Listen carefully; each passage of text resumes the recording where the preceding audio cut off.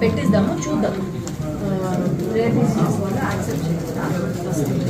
Rare disease ఉంది కదా, లిస్ట్లో ఉందా? కన్ఫర్మ్ ఉంది కదా? నేను ఉంటే మాత్రం ఖచ్చితంగా పెట్టిస్తాను.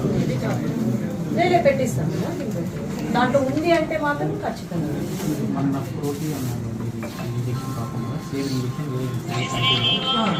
అది ఒకసారి గణేష్ నెంబర్ ఉందా?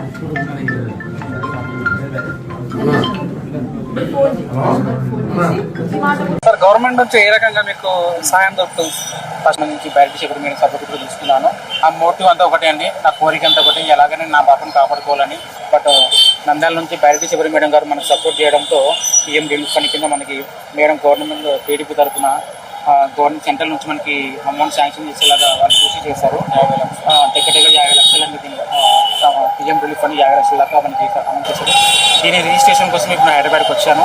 ఈరోజు మార్నింగ్ నిమ్స్ హాస్పిటల్లో రిజిస్ట్రేషన్ చేయించుకున్నాము. త్వరలో కూడా దీని ప్రాసెస్ అంతా క్లారిటీ చెప్తామన్నారు. పెట్టిద్దాము, చూద్దాం. రేర్ డిసీజెస్ వల్ల యాక్సెప్ట్ చేయాలా? రేర్ డిసీజ్ ఉంది కదా, లిస్ట్లో ఉందా? కన్ఫర్మ్ ఉంది కదా? నేను ఉంటే మాత్రం ఖచ్చితంగా పెట్టిస్తాను. నేనే పెట్టిస్తాను. దాంట్లో ఉంది అంటే మాత్రం ఖచ్చితంగా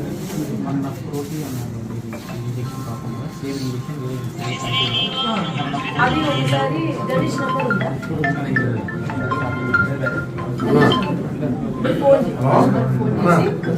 సార్, గవర్నమెంట్ నుంచి ఏ రకంగా మీకు సాయం దొరుకుతుంది? ఫస్ట్ నుంచి బయట చెప్పి నేను సపోర్ట్ తీసుకున్నాను. ఆ మోటివ్ అంతా ఒకటే అండి, నా కోరిక అంతా ఒకటి, ఎలాగైనా నా పాపను కాపాడుకోవాలని.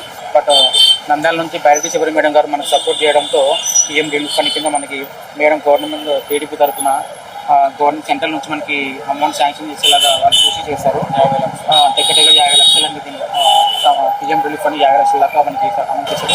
దీని రిజిస్ట్రేషన్ కోసం ఇప్పుడు నేను హైదరాబాద్కి వచ్చాను. ఈరోజు మార్నింగ్ నిమ్స్ హాస్పిటల్లో రిజిస్ట్రేషన్ చేయించుకున్నాము. త్వరలో కూడా దీని ప్రాసెస్ అంతా క్లారిటీ చెప్తామన్నారు. ఈ రోజు నుంచి ప్రతి చోట ఫండింగ్ స్టాప్ చేసేయండి. ఇప్పటి నుంచి ఎక్కడ ఎవరు కానీ అమౌంట్ డొనేషన్ చేయొద్దండి. నా రిక్వెస్ట్ అండి, గమనించండి ప్లీజ్.